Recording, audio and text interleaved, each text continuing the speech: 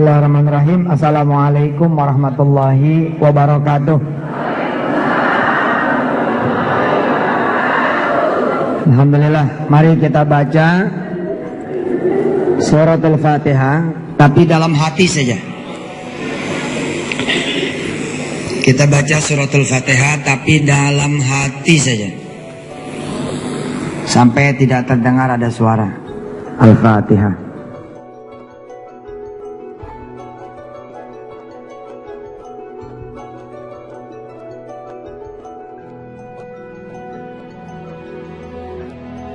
Alhamdulillah. Terima kasih Ibu Bapak yang dirahmati Allah, Pak Is dan semua keluarga besar di Pemprov Bangka Belitung, Pak Yuli Sinaga selaku tuan rumah kehadiran saya dan Ibu. Dalam hubungan kita dengan Allah Subhanahu wa taala, hubungannya adalah hubungan keyakinan. Salah satunya. Hubungannya juga salah satunya adalah hubungan antara pemenuh segala kebutuhan dengan kita yang memang selalu butuh. Hubungan kita dengan Allah juga adalah hubungan di mana Allah Subhanahu wa taala menyediakan dirinya sebagai pelindung, sebagai pusat, dan akhirnya semua hal berujung kepada Allah Subhanahu wa taala. Saya kemudian hadir dengan izin Allah di tanah air buat diri saya berdakwah, buat keluarga besar berdakwah. Di antaranya saya mendakwahi soal sedekah. Soal sedekah adalah satu soal dari sekian soal yang lain. Ketika ada orang nanya sama saya, jadi Ustadz kok bisnis? Gitu. Saya bilang, iya, karena saya berdakwah. Maka ketika saya berdakwah, ya saya juga mencontohkan dong, kira-kira bisnis tuh yang benar gimana. Kemudian ketika saya berdakwah soal sedekah, soal yang lain-lain, kemudian ditemukan perbedaan-perbedaan pendapat, ya namanya juga dakwah. Ada orang yang kemudian mengcapture hanya beberapa bagian dari yang diajarkan, atau beberapa episode, beberapa seri, beberapa kemudian tausiah. Ada yang memang memperhatikan. Sepanjang yang saya lihat, sepanjang yang saya tahu, sepanjang yang saya rasakan, dan semua ada di YouTube, dengan izin Allah Subhanahu wa taala, orang-orang pada rajin betul mengupload. Saya mengajarkan kepada diri saya tingkat sedekah yang paling tinggi, yakni sedekah dengan derajat mereka-mereka yang bersyukur. Sama seperti orang sholat malam. Dia bisa sholat malam ketika dia melihat ada suami, bukan pengen suami. Tapi buat yang tidak punya suami, tidak salah sholat malam kepengen punya suami. Dan yang sudah punya suami, jangan bilang lu sholat malam aja. Jangan sholat malam karena lu pengen punya suami. Enggak bisa. Sesuatu yang boleh harus kita dorong agar orang melakukan. Yang tidak boleh adalah kalau perbuatan itu memang tidak boleh dilakukan. Saya ulangi. Sesuatu yang boleh, maka kita, saya khususnya selaku pendakwah, bertanggung jawab justru mendorong agar orang melakukan itu. Kenapa? Karena itu perkara yang boleh. Tapi untuk perkara yang tidak boleh, kita bukan saja tidak boleh mendorong, kita harus melarang orang melakukan. Kita sepakati dulu satu hal. Apa yang boleh? Di antara yang boleh adalah berdoa. Boleh tidak berdoa? Boleh tidak berdoa? Boleh tidak berdoa? Sepakat? Garis umum berdoa boleh? Boleh. Kalau saya berdoa seperti ini sama Allah, ya Allah kasih saya duit 1 juta, boleh? Kasih saya duit 10 juta, boleh? Kasih saya duit 100 juta, boleh? Kasih saya duit 100 miliar, boleh? 1 triliun, boleh? Nggak ada larangan. Saya minta sepeda motor ya Allah, boleh? Saya minta mobil ya Allah, boleh? Saya minta mobil 3, boleh? Namanya permintaan, tidak ada larangan. Saya pernah minta sama Allah mobil 7.000 kok, dan dikabul oleh Allah. Justru situ yang salah, mintanya terbatas. Ya Allah, saya pengen punya mobil.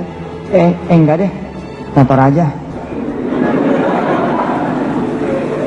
Kenapa? Karena Anda menyadari rumah Anda itu nggak ada parkirannya. Karena itu Anda meralat. Ngecilin Allah dong. Kenapa nggak sekalian ditambah? Sekalian rumahnya yang ada parkirannya. Kenapa doa itu kemudian harus turun? Jangan, harusnya malah nambah. Ya Allah, saya pengen punya mobil deh, tapi tolong kasih rumahnya yang ada parkirannya. Nggak ada orang yang berhak kemudian bilang, kamu nggak boleh loh doa begitu, itu dunia loh. Udah bener dia, karena dia minta dunia sama yang punya dunia. Itu udah bener. Yang salah itu orang yang maju ke leasing, ke bank, untuk kemudian mendapatkan dunia. Dia harus ngutang. Itu yang harus kita cegah sebenarnya. Janganlah. Kalau nggak kepaksa banget, ya ujung ngutang wes. Jangan ngutang. Ini yang saya bilang, untuk perkara yang boleh, kita harus dorong. Nah, perkara yang boleh itu diantaranya adalah berdoa. Boleh tidak berdoa? Boleh. Sekarang kita lihat. Saya sedang tidak memakai dalil lupa ayat atau hadis. Logika saja. Sepakat boleh? Sepakat boleh? Oke. Sekarang, sedekah adalah sesuatu yang boleh atau dianjurkan? Dianjurkan. Terus saya bersedekah tanpa punya keinginan apa-apa, karena kasihan aja ngeliat anak yatim itu. Saya sedekah kepada dia. Nah, ini buat kamu. Nggak ada permintaan apa-apa. Tidak ada permintaan apa-apa ke Allah SWT. Tidak ada permintaan apa-apa. Boleh tidak? Boleh. Saya sepakat. Sekarang yang satu ini. Saya sedekah nih ke anak yatim. Dan, Dek, ini buat kamu. Doain bapak dong, biar bapakmu bisa punya jodoh. Ibu kamu.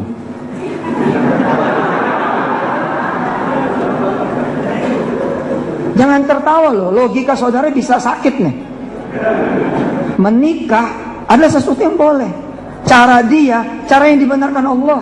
Kenapa harus salah? Kenapa Anda harus tertawa? Tertawanya seakan-akan, kok jadi gitu? Nggak boleh. Yang nggak boleh itu adalah ketika dia memperkosa. Hati-hati loh. Kalau memperkosa salah. Kalau kayak gitu masa salah? Pendekatan kok. Loh, tapi kan dia nggak ikhlas. Sampean masuk ke wilayah hati. Nggak bener dong. Emang tahu dia nggak ikhlas. Ngerti panjenengan. Kalau dia nggak ikhlas, nggak boleh. Yang itu tadi itu perkara yang nggak boleh justru. Memandang hati orang. Ngedeketin anaknya. Bilang aja kalah start.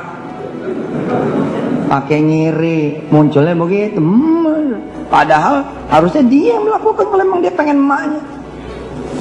Itu sesuatu yang benar kok. Datang kepada anaknya, nah ini buat kamu. Sehingga yang jatuh hati adalah dua. Siapa? Yang pertama adalah ibunya si yatim ini. Yang kedua adalah Allah Jalla Jalaluhu. Dia masuk lewat pintu yang benar. Dia tidak berkenalan langsung dengan ibunya. Dia tidak berpegangan tangan dengan ibunya. Yang disentuh adalah anak yatimnya. Boleh. Boleh. Untuk sesuatu yang boleh, kita mesti dorong. Sekarang kita lihat. Saudara sepakatkah bahwa ikhlas itu adalah tidak ada pamrih sama sekali? Sepakat? Bener nih. Asli sepakat? Boleh berbeda loh. Boleh berbeda. Ikhlas adalah tidak berharap apa-apa. Serius? Meminta boleh. Terus di mana titik temunya? Baru dibawa 2 hal aja, belum 1 jam ceramahnya. Belum 1 jam nih. Bila ikhlas adalah tidak mengharapkan apa-apa, lalu di mana peran boleh berdoa? Berarti nggak ikhlas dong. Bingung. Saya tidak akan jawab dulu, saya ayun dulu. Lebih baik mana? Sedekah yang disembunyikan atau sedekah yang diterang-terangan? Sepakat? Yakin? Fine, oke. Tengah malam, jam 12.00, jam 00, saya jalan. Bawa duitnya buat anak yatim di ujung sana. Oke? Di tengah jalan ketemu Hansip. Mau kemana Mas Yusuf? Oh, mau nyari angin gitu. Kenapa? Karena saya tidak ingin semua orang tahu. Tidak ingin ada orang tahu. Nyari angin kok jauh amat. Kenapa nggak di depan rumah aja? Ya nyari angin yang beda. Si Hansip satpam curiga. Saya jalan terus. Hansip muter gitu, muter. Ngeliatin kemana nih orang jalan. Karena arahnya di sana ada janda.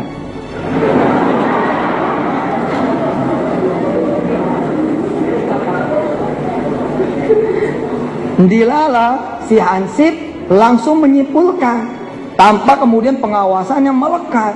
Dia tidak mengerti kalau kita menjatuhkan amplop itu di luar pagarnya. Dia cuma mengerti arahnya. Kita jatuhin nih, nggak ada yang tahu, khalas nggak ada yang tahu. Terus pulang, pagi-paginya ribut, ada fitnah.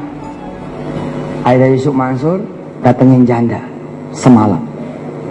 Tadinya kita pikir ya nggak usah dipedulin lah, itu ujian sedekah saja. Tapi rupanya membesar. Ketika membesar, tetua-tetua kampung kemudian menyidang kita. Yusuf Mansur, benar kamu datang itu ke rumah janda. Gimana kita mau bilang tidak? Karena di situ ada Pak Hansip Pak Satpam yang sudah siap menjawab, bohong kamu. Kalau mau bilang enggak, bohong kamu. Dan memang kita betul ke sana. Tapi saya udah terlanjur komitmen seperti saudara semua. Sedekah itu harus disembunyi. Mulai rusak lagi nih logika. Waduh, Ustadz mau bawa kemana nih? Ya enggak, memang saya mau bawa saudara mikir. Saya nggak akan ngasih jawaban. Sampai akhir salam nanti saya nggak mau ngasih jawaban. Terus mikir. Mau dijawab, takut ngerusak. Kok gak dijawab? Gimana?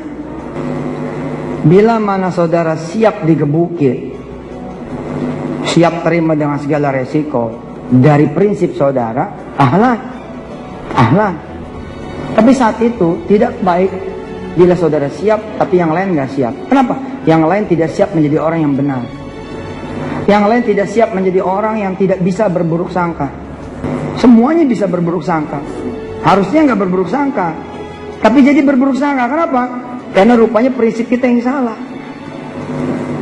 Cerita yang lain. Sebutlah tahun-tahun 85-an. Sebutlah begitu. Ada 5 sekawan sepakat mendirikan masjid. 5 sekawan sepakat mendirikan masjid. Satu hal yang saudara harus garis bawahi. Saya adalah orang yang sangat setuju sama seperti saudara bahwa sedekah itu harus disembunyikan. Dan sedekah yang disembunyikan itu adalah sedekah terbaik. Tapi hebatnya Allah Subhanahu wa taala, Allah merangkaikan sesuatu yang standarnya di bawah bisa menjadi yang lebih dengan nilai-nilai yang lain. Saya ulangi ya. Bila sedekah yang tersembunyi itu derajatnya adalah paling tinggi, lalu sedekah terang-terangan derajatnya adalah paling rendah. Hebatnya Allah yang derajatnya paling rendah ini, dan itu kebiasaan Allah. Allah biasa begitu. Allah biasa mengangkat mereka yang hina menjadi mulia. Biasa itu. Itu begitu dia. Bagaimana Allah kemudian mengangkat dan memuliakan Bani Israel yang tadinya budaknya Fir'aun, hingga kemudian menjadi pemimpin dunia pada masa itu. Demikian pula di amal yang ringan itu, Masya Allah, selalu dipuji oleh Allah, kadang-kadang menjadi pembuka pintu surga. Bukan amal yang besar. Itulah sifat Allah Jalla Jalaluh, penuh kasih sayang dan rahmat. Oke, saya terusin. Bila sedekah yang sembunyi-sembunyi itu adalah menempati ranking paling tinggi sebagai sedekah yang terbaik, lalu sedekah terang-terangan itu di bawah menjadi sedekah yang tidak punya ranking 1, begitu. Hebatnya Allah memasangkan amal-amal lain yang membuat kemudian sedekah yang terang-terangan ini kemudian memimpin sama dengan sedekah yang sembunyi. Syarat dua-duanya sama, hati lu ikhlas. Karena di tengah kesembunyian itu juga bisa kita riak. Kita bisa bergumam kok, kalau nggak ada saya itu. Cuman kan gua nggak mau ngomong aja. Lah itu ngomong sama siapa? Anda ngomong sama diri Anda sendiri. Bagaimana bisa itu menjadi amalan yang tersembunyi? Udah nggak tersembunyi itu. Oke, cerita yang lain. Tahun 85-an. Tentu saja ini bukan cerita asli. Tapi cerita ini banyak ditemui di mana saja. Kumpulan 5 sekawan sepakat bikin masjid. 5 orang ini kemudian sepakat memulai dulu dengan rizki dari mereka. Semua bersedekah kecuali yang kelima. Orang ini nggak bersedekah. Perhatikan, jangan sampai meleng.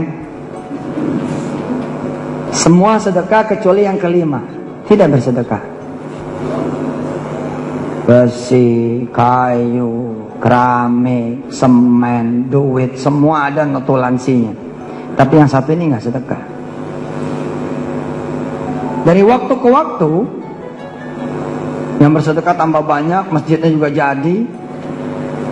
Ada keanehan, setiap kekurangan yang diumumkan.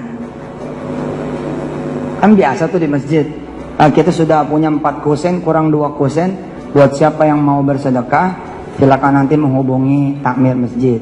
Makasih yang khotib Jumat pada kali ini fulan. Itu siang sudah datang kusen 2 tanpa nama. Dan keanehan ini sesungguhnya terjadi sejak peristiwa pertemuan perdana. Sehingga 4 orang ini hampir mengatakan bahwa siapa lagi kalau bukan yang kelima. Dan mereka pun menghormati kesembunyiannya ini, menghormati, nggak mau nanya juga. Ini dari ente? Enggak. Cuman kesimpulannya udah qat'i, kesimpulannya itu pasti. Siapa lagi pada saat itu? Ketika masjid sudah bergulir, ya memang udah siapa saja bisa ngirim kusen. Tapi ngelihat tabiat dari mulai tahun 85, ini mesti orangnya orang yang sama. Tahun 90-an, tahun 2000-an, 2010-an. Meninggal satu-satu, tinggal 1 orang yang kelima. Berganti tampuk kepemimpinan masjid. Katakanlah begitu, ada 1 anak dari yang berempat yang kemudian memimpin menjadi dewan masjid, menjadi takmir masjid. Diadakanlah perapian keuangan dan segala macamnya. Kemudian dilihat, bapak tua yang satu ini, yang ada di depan masjid, tidak pernah bersedekah.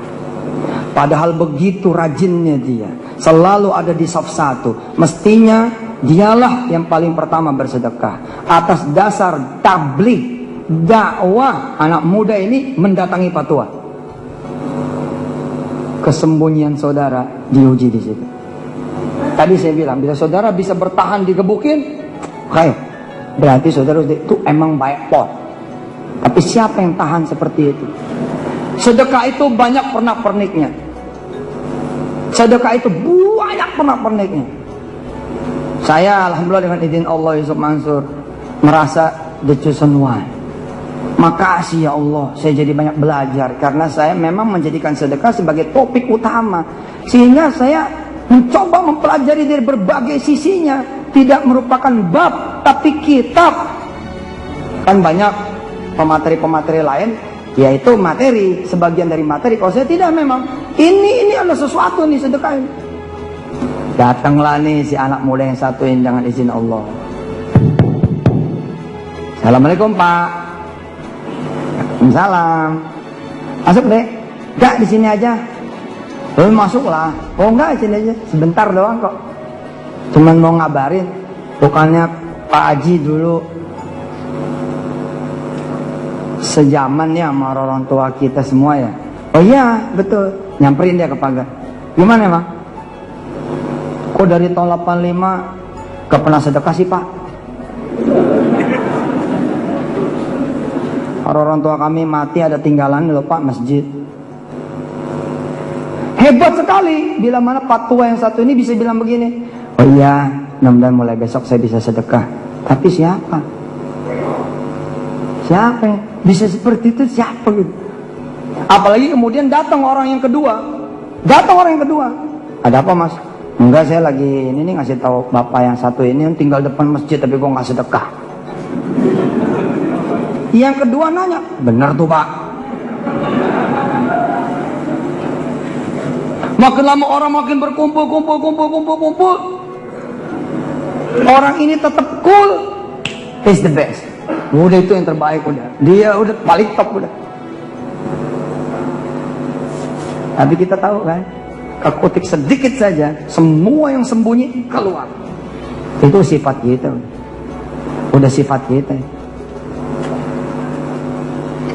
Makanya di satu sisi yang satu ini saya bilang, berdampinganlah sedekah itu sama dakwah.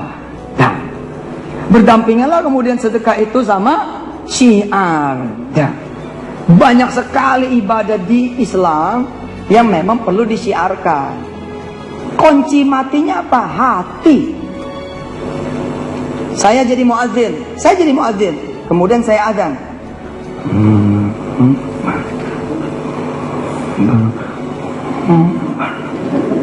Orang nanya, woi, lu kok azan gak kedengaran? Gua gak mau riya.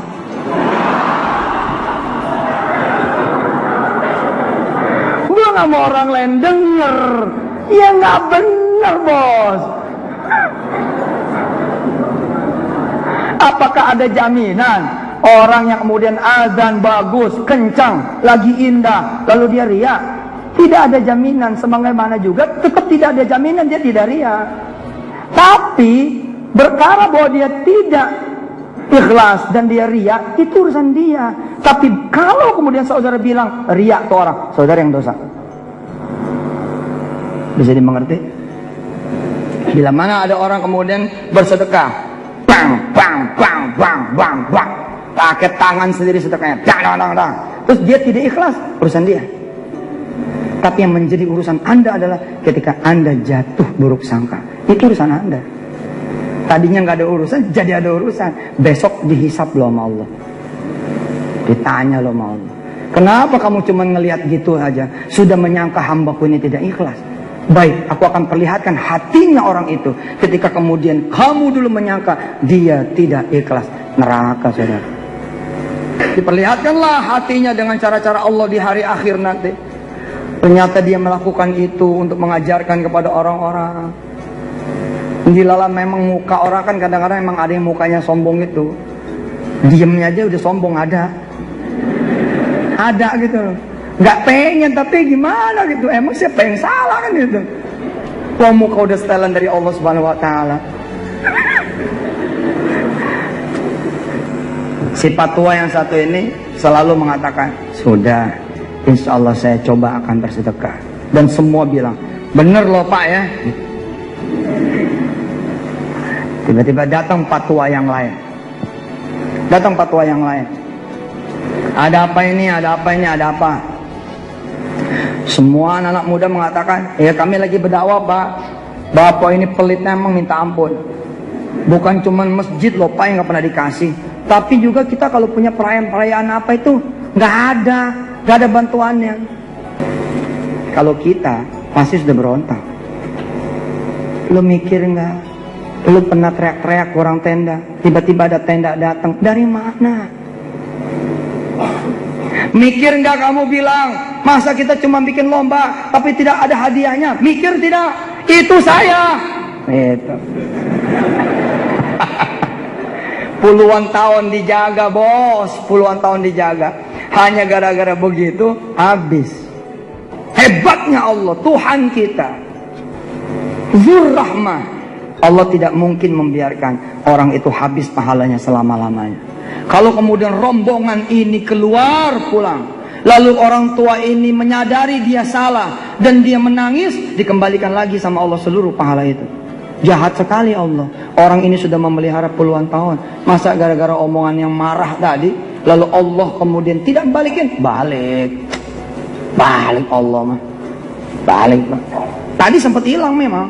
Hilang. Kamu tuh nyangka aku nggak pernah sedekah. Kamu tahu masjid itu pernah kekurangan 2 kusen. Siapa? Dalam waktu hanya 2 jam setelah sholat Jumat, lalu kusen itu datang. Siapa? Ada catatannya. Biarlah catatanku hanya di sisi Allah. Gitu katanya. Bingung kita kan? Hilang pada saat itu. Tapi kalau Pak Tua ini kemudian beristighfar setelah pulang semua, ya Allah, dia nangis. Saya udah jaga puluhan tahun gara-gara digoda sama anak-anak muda itu, ya Rob. Enggak, Allah akan pulangin lagi. Pulangin lah Pak, pelit amat ya Allah. Tapi hebat sekali Pak Tua ini. Kalau kemudian dia tetap bertahan. Hingga kemudian puncaknya iblis datang. Iblis nih. Imamus syayatin, imamnya setan-setan datang. Ada apa nih anak muda? Aduh, urusan beginian aja ribut. Pulang, bubar. Pak Tua ini simpatik dengan yang Pak Tua yang satu ini, sama-sama tua. Pak Tua mempersilahkan masuk. Atau Pak Tua yang satu ini yang minta masuk. Boleh saya masuk? Nggak enak ngobrol di luar. Oh boleh, silakan masuk. Masuk. Orang ini nggak dikenal, Pak Tua ini nggak dikenal, nggak pernah kelihatan di kampung itu. Emang dia setan, iblis. Duduk. Mau minum apa Pak? Oh nggak usah. Saya cuman pengen tahu. Ini antara kita aja berdua. Sebenarnya ada apa sih? Gimana ya mau cerita gimana? Nggak usah lah. Oh mereka benar. Oh nggak benar itu. Mesti salah. Gak mungkin dong, ya enggak? Masa dari tahun 85 gak pernah sedekah sedikit pun ke masjid? Enggak benar kan? Kalau Pak Tua itu bilang, iyalah gak benar. Habis. Bila dia tidak sempat bertobat, dengerin. Bila dia tidak sempat bertobat, ia gak akan dikembalikan. Yang dikembalikan itu yang sempat bertobat Pak Gu. Kalau bertobat dikembalikan. Makanya jangan bercanda tuh dengan ria. Takutnya umur mati, berhenti, ajal berhenti ketika kita ria. Tapi bila Pak Tua yang satu ini bilang, gak kok, mereka benar, saya yang salah. Insya Allah saya coba akan mulai bersedekah mulai besok. Maka Pak Tua ini adalah minal mukhlisin. Emang juga ujiannya kalau kita sedekah sembunyi-sembunyi, namanya juga sedekah terbaik. Sedekah terbaik itu ujiannya begitu. Lebih baik buat kita mengatakan, baik mak, nanti saya bantu adik saya. Selesai. Biar saja mak kita beranggapan kita ada orang kaya yang pelit terhadap adik kita. Nggak ada masalah. Bukankah saudara yang sudah memilih penilaian itu hanya milik Allah? Ya sudah, kalau emang itu yang menjadi standar dari penilaian, jangan dipikirin omongan mak. Cuman saudara juga harus mikirin sesuatu. Apa? Saudara itu gara-gara sembunyi-sembunyi melulu, akhirnya orang jadi pada jahat. Adeknya tuh jadi pada nyangka kamu pelit. Ini siapa yang bikin dosa? Situ juga. Nggak boleh lu bikin orang jadi wak sangka, buruk sangka. Tidak menyelamatkan itu. Saya datang ke rumah anak yatim, pakai amplop kosong. Assalamualaikum dek. Waalaikumsalam. Dek, ini ada sedekah dari teman om. Padahal itu sedekah dari saya. Ini ada sedekah dari teman om. Doain beliau ya, supaya disayang sama Allah. Iya pak. Kasih ya, salam sama keluarga. Assalamualaikum. Ini sedekah ikhlas bukan? Tidak ada tulisannya loh. Sedekah ikhlas bukan? Sedekahnya benar, tapi dia bohong. Tetap aja bohong. Enggak bener loh. Ente kalau mau jadi orang ikhlas dengan cara yang bener lah. Lihat begitu banyak gitu. Begitu banyak urusan sedekah yang saudara harus pelajari. Banyak sekali. Saya nyuruh anak saya sedekah. Beda, bawa nih sedekah ke yang di ujung sana. tanpa nama. Tapi si Wirda bilang, ini dari papa, boleh nggak? Ada larangan, ada kemungkinan saya tidak ikhlas, mungkin, tapi biarlah itu jadi urusan saya. Ketika saudara kemudian tidak punya baik sangka, saudara dosa sama saya. Perkaranya kita senang masuk ke wilayah niatnya orang. Kita sering tuh masuk ke wilayah niatnya orang. Bagus mana sedekah kemudian sembunyi-sembunyi di bawah kolong. Panti asuhan oke lah, panti asuhan tiba-tiba ada bingkisan datang, pom diturunkan di situ tanpa nama. Bagus tidak? Bagus tidak? Bagus tidak? Bagus. Ikhlas kan? Nah, bandingkan dengan yang kedua. Assalamualaikum. Jawab ibu panti. Waalaikumsalam. Ini anak-anak saya dari tetangga sebelah, dari beda kampung. Oh iya pak, mari masuk. Ayo mari masuk. Lihat. Berani saudara mengatakan nggak ikhlas tuh? Berani? Jangan gitulah. Yang kedua ini lebih baik dari yang pertama. Kenapa? Ada salam, ada jawab salam, ada senyum orang, ada saling senyum, saling ngobrol, kalimat-kalimat thayyibah kemudian ngalir, ada penjamuan air putih minimal, penuh dengan kebaikan-kebaikan. Sebelum pulang nih, Bu, anak-anak panti boleh doain anak saya yang keempat misalnya, lagi ada sesuatu di badan, mudah-mudahan Allah sehatkan dengan doanya anak panti. Ya insya Allah, sekarang saja. Sini kumpul. Gila, kebaikan lagi tubuh. Ada doa lagi. Bisa saudara mengatakan gak ikhlas itu? Bisa? Gak boleh Pak. Itu wilayah orang lain. Lebih baik mana kalau udah begini ceritanya? Yang pertama tadikah atau yang kedua? Yang kedua. Sekarang yang ketiga. Menyadari ini anak yatimnya sudah kumpul dan ternyata banyak, bingkisannya sedikit. Orang ini lalu mengumumkan kepada teman-teman yang lain, gue tadi tuh ke panti asuhan, gue bawa bingkisan, tapi masya Allah ternyata di sana 70-an anaknya. Lo tambahin deh, dia memberitahu amalan dia. Lo tambahin deh, dia datang lagi kepada yang lain, tambahin. Bisa kita mengatakan dia tidak ikhlas? Enggak bisa juga. Ini ngajak orang. Kalau udah begitu pahalanya bagus yang pertama, yang kedua, apa yang ketiga? Yang ketiga bertambah-tambah lagi. Jadi karena everything itu, it's all about hati. Emang di sini nih letaknya. Di sini letaknya. Ya Allah, ngelolanya bener. Bakal kejedot-kejedot, jamin kejedot-kejedot. Disitulah fungsi Allah. Allah memberi rahmat, Allah maha memberi ampunan. Oke, saya berdoa nih, ya Allah, saya pengen punya mobil, pengen nganterin orang tua saya pulang kampung, boleh tidak? Benar boleh. Bahwa ada saudara yang merasa, apain minta mobil, itu hak saudara. Hak saudara tidak meminta, itu hak saudara. Saya emang nggak apa-apa tinggal di kontrakan, iya hak saudara, nggak masalah. Saya sih nggak masalah nggak jadi gubernur, tak masalah, iya hak saudara. Tapi haknya yang lain juga meminta menjadi gubernur, haknya orang lain juga, sepanjang dia memintanya bukan sama partai, sama Allah. Hak dia. Mau di depan Allah mah bebas Pak.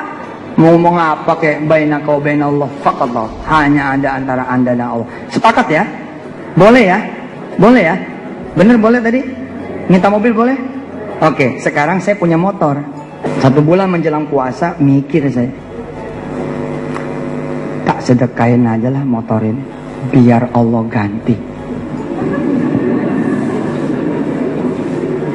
Saya sengaja pakai kalimat ini, adalah kalimat Anda, kalimat yang biasanya disalahin. Kan salah menurut saudara toh? Dan saya nggak apa-apa berbeda. Anda berbeda dengan saya nggak masalah. Yang masalah mah Anda marah-marah sama saya. Yang masalah adalah Anda ngerasanin saya. Yang masalah adalah Anda ngomongin saya ngerasanin Anda, saya marah-marah sama Anda, saya kemudian ngomongin Anda gara-gara berbeda. Itu yang masalah. Itu yang masalah. Kalau berbeda mah namanya juga berbeda, berbeda pendapat dan pendapatan. Biasa itu. Saya punya motor nih, tiba-tiba kepikiran sama saya, ya Allah, saya mau sedekah supaya engkau ganti jadi mobil. Nah di sini saya yakin tidak semua sepakat bahwa ini boleh, betul? Masa sedekah mengharapkan lebih?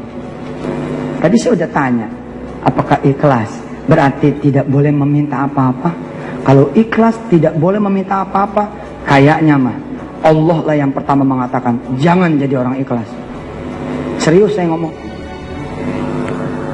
Coba perhatikan kalimatnya. Bila ikhlas adalah artinya kita tidak boleh meminta apa-apa kepada Allah, tidak boleh berharap kepada Allah.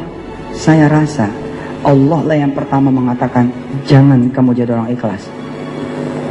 Allah senang diminta. Bagaimana mungkin ketika orang menyuruh kita menjadi orang ikhlas lalu dia melarang sesuatu yang lain? Mungkin. Talk about logic. Saya lagi nggak main dalil nih, karena kalau main dalil kita pedalil-dalil jatuhnya. Nggak, lu mikir aja dah. Kalau ikhlas itu adalah kita tidak boleh meminta apapun kepada Allah, tidak boleh pamrih apapun kepada Allah. Lalu di mana? Di mana ayat yang mengatakan? Kalau kita boleh kemudian memakai dalil ini, bukankah Allah sendiri menyuruh kita meminta? Bahkan pagi-pagi di suratul Fatihah, Ustaz, itu pakai dalil juga. Iya, setelah logikanya masuk. Setelah logikanya masuk, saya tambahin. Pagi-pagi kita udah dikasih tahu, iyyaka na'budu wa iyyaka nasta'in. Ikhlas dalam bahasa Arab dan ikhlas dalam bahasa Indonesia memang berbeda. Makanya kalau kita belajar kitab-kitab fikih selalu ada kata-kata lughatan makna. Mahya saum, apa itu as-saum? As-saum lughatan gitu. As-saum secara bahasa. Kemudian as-saum syar'an, yakni as-saum maknan, lain lagi. Kita ini bangsa yang biasa menyerap kalimat-kalimat asing. Dan sesungguhnya setiap negara juga menyerap kalimat-kalimat asing, termasuk Arab sendiri. Bahwa Al-Quran dan Islam memang itu bahasa Arab menjadi yang utama karena dipilih oleh Allah Subhanahu wa taala menjadi bahasa Quran. Itu pun berbeda dengan bahasa Arab seumumnya. Berbeda tetap. Ikhlas dalam bahasa Indonesia itu dilalanya sama dengannya tanpa pamrih. Nah kalau ini yang menjadi definisi ikhlas, sedangkan ikhlas dalam bahasa aslinya adalah alif kha lam alif sad, di mana Anda meminta hanya kepada Allah, wa dzakal ikhlas, itu juga ikhlas, kan jadi masalah. Allah menyuruh kok kita menjadi manusia-manusia yang ikhlas. Allah betul-betul menyuruh, bahkan setan dikultimatum oleh Allah, kamu nggak akan menggoda kecuali hambaku yang mukhlis, yang ikhlas. Tapi tiba-tiba kita punya definisi, orang ikhlas adalah orang yang tidak boleh punya permintaan apa-apa sama Allah. Nggak benar. Di sini saya garis bawahi, bila permintaannya itu adalah bukan lagi dunia, nah saya lebih sepakat. Tapi buat orang yang memang belum punya dunia, kita yang sudah memang menggenggam dunia, nggak boleh juga melarang orang minta dunia. Kayak ada orang perempuan kemudian bilang, ya Rob saya pengen punya jodoh, boleh? Boleh? Ada satu perempuan lagi nih berdoanya begini, ya Rob saya punya gelang, saya punya anting, saya punya kalung, bismillah, saya punya cincin, kuserahkan padamu ya Rob, kuserahkan padamu ya Rob. Tuker sama jodoh yang terbaik ya Allah. Sedangkan tidak ada yang tahu pembicaraan itu kecuali dia dengan Allah. Mah itu namanya doa, bos. Orang lain doa tangan kosong, dia berdoa dengan membawa sesembahan. Mana yang lebih baik? Dia, bukan kita yang sepi. Ya Allah ya, begini terus. Tapi nggak pernah tangan itu begini. Kok nyalain orang ini? Kamu tuh sedekah pengen punya jodoh. Ketika saudara menemukan kalimat pengen, supaya, itu namanya doa. Saudara sendiri yang bilang doa itu boleh. Perhatikan. Yuk, kita belajar logika dikit lagi. Semua ini udah saya tulis. Judulnya sedekah boleh nggak sih ngarep? Judulnya emang itu. Buku The Miracle of Giving atau yang sedekah boleh nggak sih ngarep. Buku itu mengupas apa yang saya tulis supaya otaknya bener gitu loh, logikanya bener, semuanya bener. Kalau enggak jadi masalah. Bukan masalah buat yang udah nyampe. Yang udah nyampe emang nggak ada masalah. Dia udah nggak butuh mobil, nggak butuh rumah, nggak butuh jodoh, nggak perlu bayar utang, nggak ada utangnya. Anaknya semua terjamin. Orang yang seperti itu memang udah nggak minta dunia, Pak. Tapi orang-orang miskin, dia butuh Allah. Jangan jauhkan orang-orang miskin dari Allah. Biarkan dia berdoa kepada Allah. Jangan sampai dia datang mengetuk pintu orang kaya. Datanglah kalian semua kepada Allah. Allah disebutnya Rabbul Mustad'afin. Allah disebutnya Tuhannya orang-orang miskin. Jangan kita-kita yang udah nyampe ini mengatakan, kamu sholat malam saja. Tidak usah meminta kaya dari Allah. Allahnya saja menyuruh, aku turun ke langit dunia. Siapa yang bangun lalu minta kaya, aku akan berikan. Allah yang nyuruh sampean malah menghalangi. Hebat sekali. Hebat sekali. Kamu sholat duha karena pengen warungmu laku, gak boleh bos. Apa yang gak boleh? Kalau sudah judulnya supaya, pengen, itu namanya doa. Please, ayolah dekatkan orang sama Allah. You pengen dunia ke Allah. Begitu kalimat kita malah. Jangan jauhkan orang yang pengen dunia dari Allah. Oh tapi kan kalau begitu dia kayak barter. Saudara, urusan dia lah sama Allah. Barter juga barter sama Allah. Kok bukan sama situ. Sama Allah beda. Allahnya aja yang nyuruh ke ud'uni, minta sini kepadaku. Yang bermasalah itu telinga saudara. Telinga Allah mah tidak akan pernah masalah. Demi Allah, yang merasa masalah adalah telinga saudara. Kok aneh? Aneh, Allah mah nggak aneh. Jangan 2 bulan, you minta 2 hari, nggak apa-apa. Nggak apa-apa, yang penting jangan sebel ketika aku belum kabulkan. Itu.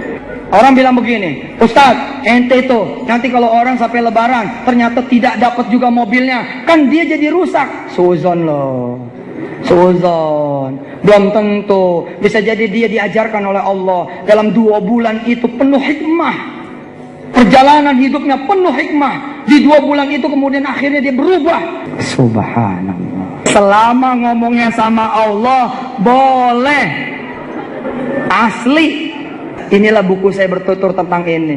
Ayo baca. Jadi yang benar itu apa? Yang benar itu adalah begini. Bila sebelum sedekah saudara boleh meminta, apalagi setelah bersedekah. Insya Allah hal-hal lain yang terkait itu ada di 2 buku tadi, Miracle of Giving dan kemudian boleh nggak sih sedekah itu ngarep. Barakallah, makasih banyak. Sampai ketemu di pelajaran-pelajaran berikutnya lewat online. Jazakumullah khairan jazaa. Saya langsung pamit. Wassalamualaikum warahmatullahi wabarakatuh.